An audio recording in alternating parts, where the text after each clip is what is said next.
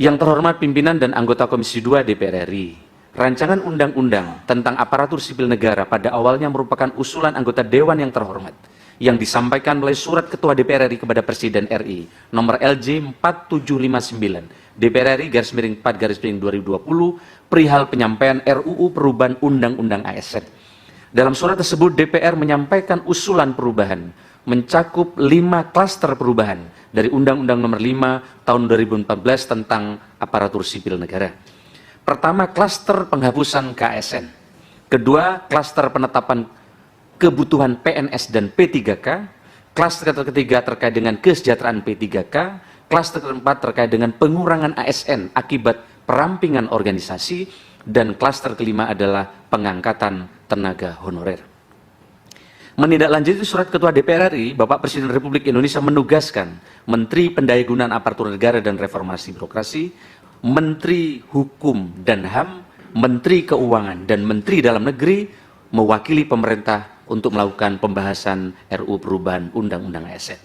Seiring dengan berkembangnya dinamika pembahasan, pemerintah dan DPR RI sepakat untuk menyusun rancangan undang-undang yang mampu menjawab tantangan ASN ke depan agar tercipta terwujudnya birokrasi yang profesional dan berkelas dunia.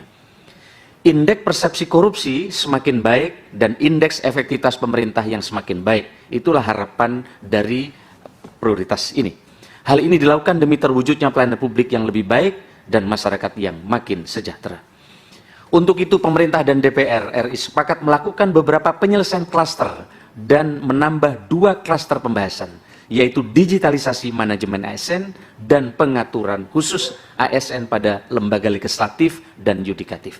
Sehingga total klaster pembahasan RUU pembahasan perubahan Undang-Undang ASN adalah 7 klaster dengan penyusunan klaster sebagai berikut. 1. Klaster penghapusan KASN menjadi penguatan pengawasan sistem merit. Klaster kedua, penetapan kebutuhan PNS dan P3K menjadi penetapan kebutuhan ASN. Klaster ketiga, kesejahteraan P3K menjadi kesejahteraan ASN. Klaster keempat, pengurangan ASN akibat perampingan organisasi. Dan klaster kelima, pengangkatan tenaga honorer menjadi penataan tenaga honorer. Klaster keenam, digitalisasi manajemen ASN. Dan 7, penguatan khusus ASN pada lembaga legislatif dan yudikatif. Yang terhormat pimpinan dan anggota Komisi Daerah yang kami hormati, dapat kami sampaikan 7 agenda transformasi dalam RUU ini. Mohon ditampilkan. Teman-teman enggak pas. Baik. Dapat kami sampaikan Mbak sekalian 7 agenda transformasi dalam RUU ini yang juga merupakan bagian dari masukan penting para anggota Dewan yang terhormat. Pertama adalah transformasi rekrutmen dan jabatan ASN. Ini kita rancang untuk menjawab organisasi yang harus lincah dan kolaboratif. Salah satunya adalah rekrutmen ASN tidak perlu menunggu 1 tahun dengan proses yang bisa lebih dari setahun sehingga birokrasi bisa lebih responsif dan kedepannya juga akan lebih fleksibel sistem rekrutmennya. Misalnya selama ini untuk merekrut yang pensiun di bulan Januari kadang menunggu tahun depan atau 2 tahun sehingga menunggu itulah kemudian muncul honorer-honorer yang tersebar di berbagai daerah di Indonesia. Lalu soal masa percobaan PNS dulu dikunci selama setahun. Maka dalam masa percobaan setahun tidak boleh melanjutkan pendidikan. Misalnya dokter, selama masa percobaan dia tidak bisa melanjutkan pendidikan spesialis. Padahal kita butuh percepatan pemenuhan dokter spesialis. Lalu dosen CPNS, dia dikunci masa percobaan setahun sehingga CPNS tidak bisa melakukan percepatan belajar lalu ditambah setahun jadi PNS baru boleh belajar dan berarti mereka kehilangan waktu yang cukup panjang. Kedua, soal kemudahan mobilitas talenta nasional. Kita dedikasikan untuk mengatasi kesenjangan. Kita tahu bahwa talenta yang ada saat ini masih terpusat di kota-kota besar saja, terutama di Jawa. Ada lebih dari 130.000 formasi untuk daerah 3T pada tahun-tahun sebelumnya tetapi tidak terisi. Kedepan dengan undang-undang yang baru ini, mobilitas talenta bisa dijalankan untuk menutup kesenjangan talenta. Dulu basis permintaan dari pejabat pembina kepegawaian usul ke menteri. Kita sulit mengatur apabila tidak ada permintaan. Maka dengan undang-undang ini, pemerintah bisa mengatur mobilitas talenta untuk lebih cepat. Apalagi kita akan berikan reward, kenaikan kelas jabatan atau pangkat jauh lebih cepat dibanding di Jawa atau di kota-kota ketika mereka ditempatkan di 3T tadi. Ketiga, soal percepatan pembangunan kompetensi ASN. Nanti pola pengembangan kompetensi tidak lagi klasikal seperti penataran. Dulu istilahnya jam pelajaran, tapi dengan RU ini kita rancang lebih ke experiential learning, kata Pak Alek, istilah Pak Alek. Ada magang, ada on the job training, bahkan bisa kita rancang sebelum duduk di kepala dinas tertentu harus magang di UMN besar minimal 2 bulan dan seterusnya. Kalau di Diknas ada program Merdeka Belajar, maka di Undang-Undang S ini adalah program Merdeka Bekerja. Keempat, penuntasan penataan tenaga honorer. Penataan tenaga honorer sampai saat ini belum terselesaikan, bahkan jumlahnya semakin bertambah. Diharapkan dengan adanya revisi undang-undang ini, penataan tenaga non-ASN akan segera bisa diselesaikan sebagaimana harapan anggota Dewan yang terhormat. Kelima adalah reformasi pengelolaan kinerja dan kesejahteraan ASN. Selama ini 99% kinerja individu ASN itu dinilai baik dalam sistem kita. Karena pimpinan itu sungkan kalau ngasih angka kurang baik, sehingga pilihannya hanya baik atau sangat baik. Tetapi ternyata kinerja individu belum selaras dengan kinerja organisasi, di mana masih relatif cukup banyak komplain pelayanan publik yang kita desain keselarasannya antara kinerja individu dan seterusnya dan seterusnya. Yang berikutnya adalah dalam rapat panja RU perubahan Undang ASN 28 Agustus 2023, Ketua Tim Perumus dan Tim Sinkronisasi menyampaikan bahwa dengan mengacu pada ketentuan angka 237 lampiran 2 Undang-Undang Nomor 12 Tahun 2011 tentang pembentukan peraturan perundang-undangan, serta dengan mempertimbangkan adanya perubahan sistematika, peraturan perundang-undangan adanya perubahan materi muatan lebih dari 50% dan adanya perubahan esensi Undang-Undang Nomor 5 Tahun 2018, maka rancangan undang-undang tentang aparatur sipil negara akan disusun sebagai undang-undang yang baru dengan format penggantian.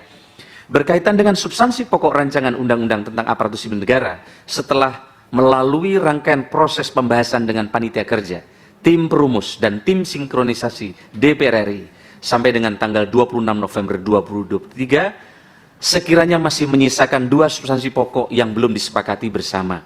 Namun terima kasih tadi fraksi-fraksi telah memberikan respon yang sangat baik tentang ini. Pertama, terkait dengan pencantuman frase P3K dapat bekerja secara paruh waktu sebagai bentuk perluasan konsep P3K, dan yang kedua, pencantuman frase pembentukan peraturan pemerintah dilakukan setelah berkonsultasi dengan Dewan Perwakilan Rakyat. Dalam penjelasan pasal yang mengatur tentang amanat pembentukan peraturan pemerintah mengenai manajemen ASN. Sehubungan dengan hal tersebut, pemerintah merasa perlu untuk memberikan penjelasan mengenai perkembangan posisi pemerintah atas kedua substansi pokok sebagaimana dimaksud yang tadi kami telah sampaikan juga kepada para pimpinan dan wakil pimpinan dan juga kepada ketua-ketua POKSI. Yang terhormat pimpinan dan anggota Komisi 2 DPR, berkaitan dengan isu pertama, kami memahami bahwa salah satu latar belakang adanya perubahan undang-undang ini adalah untuk menyelesaikan penataan tenaga honorer melalui perluasan konsep P3K yang dapat bekerja secara paruh waktu. Kami sangat berterima kasih kepada seluruh anggota Dewan yang terhormat yang memiliki semangat untuk memberikan kepastian terkait dengan penataan tenaga honorer dalam undang-undang ini, termasuk dengan solusi P3K paruh waktu. Dapat kami sampaikan juga bahwa pada intinya pemerintah juga memiliki semangat dan cara pandang yang sama untuk memperluas mekanisme dan skema kerja P3K sebagai solusi untuk penyelesaian penataan honorer. Namun demikian, pencantuman frase paruh waktu dalam undang-undang ini kiranya perlu ditinjau ulang karena kaitannya dengan semangat yang dibangun untuk menciptakan produk hukum yang tidak mudah diubah-ubah dalam jangka panjang. Frase paruh waktu bagi pemerintah merupakan metode strategi terhadap penyelesaian tenaga honorer. Maka metode penyelesaiannya sangat bersifat teknis karena terkait dengan jam kerja pegawai ASN dan bukan merupakan kualifikasi atau pengkategorian yang tersendiri dari PNS maupun P3K. Oleh karenanya sangat besar kemungkinannya untuk dilakukan penyesuaian di masa mendatang sesuai dengan tantangan dan perkembangan zaman. Untuk itu, pemerintah berpandangan pengaturan terkait dengan P3K yang dapat bekerja secara paruh waktu sebaiknya diatur dalam peraturan pemerintah sebagai peraturan pelaksana dari undang-undang ini. Pemerintah dengan pengawasan DPR RI akan memastikan penataan tenaga honorer sesuai dengan aspirasi dari anggota Dewan yang terhormat, termasuk menempatkan skema paruh waktu sebagai solusi atas penataan tenaga honorer. Selanjutnya, berkaitan dengan isu kedua, kami memahami adanya kebutuhan DPR untuk memastikan substansi yang diatur dalam peraturan pemerintah sebagai ketentuan pelaksanaan undang-undang ini agar sesuai dengan semangat dan tujuan awalnya. Pemerintah berpendapat bahwa proses konsultasi tersebut dapat dilakukan melalui rapat kerja, rapat konsinyering, atau rapat dengar pendapat, dan juga yang selama ini sudah berjalan dengan baik dan sangat kondusif bersama Komisi 2 DPR RI. Untuk itu, pemerintah berpandangan agar frase pembentukan peraturan pemerintah dilakukan setelah berkonsultasi dengan Dewan Perwakilan Rakyat seyogyanya belum perlu disebutkan secara eksplisit dalam undang-undang ini. Selanjutnya, untuk menjamin fungsi pengawasan DPR, konsultasi untuk penyusunan peraturan pemerintah mengenai manajemen ASN tetap dapat dilaksanakan melalui forum-forum konsinyering, rapat kerja, dan rapat dengar pendapat bersama Komisi 2 DPR RI. Yang terhormat pimpinan dan anggota Komisi 2 DPR RI, pemerintah berharap agar undang-undang tentang aparatur sipil negara ini dapat ditetapkan pada masa sidang DPR RI periode 2019-2024. Harapan ini didasari dengan pertimbangan sebagai berikut. Undang-Undang Nomor 5 2014 tentang ASN yang diyakini sebagai pemikiran terbaik di zaman itu dianggap sudah tidak mampu menjawab kebutuhan sekarang dan tantangan ke depan. RU ini merupakan puzzle penting sebagai penggerak puzzle transformasi ASN lainnya, yaitu regulasi turunan Undang-Undang ASN ini, platform digital, pemimpin yang cakap dan berkomitmen, serta pegawai ASN yang memiliki growth mindset. 3. Rancangan undang-undang tentang aparatur sipil negara telah dibahas selama 9 kali masa sidang atau sekitar kurun waktu 3 tahun 5 bulan sejak bulan April tahun 2020. Sehingga diharapkan dapat ditetapkan sebelum berakhirnya masa jabatan DPR RI periode 2019-2024. Dalam pelaksanaan fungsi legislasi oleh DPR RI, tidak dikenal sistem carry over atau penyerahan pembahasan RUU kepada DPR RI periode berikutnya. Dan apabila hal ini terjadi, maka rancangan undang-undang tentang aparatur sipil negara harus dibahas dan dari awal oleh pemerintah dan DPR yang baru. Oleh karena itu, pemerintah menyerahkan sepenuhnya kepada DPR RI dalam menetapkan RUU tentang aparatur sipil negara tersebut sesuai dengan fungsi legislasi DPR RI yang diamatkan oleh konstitusi.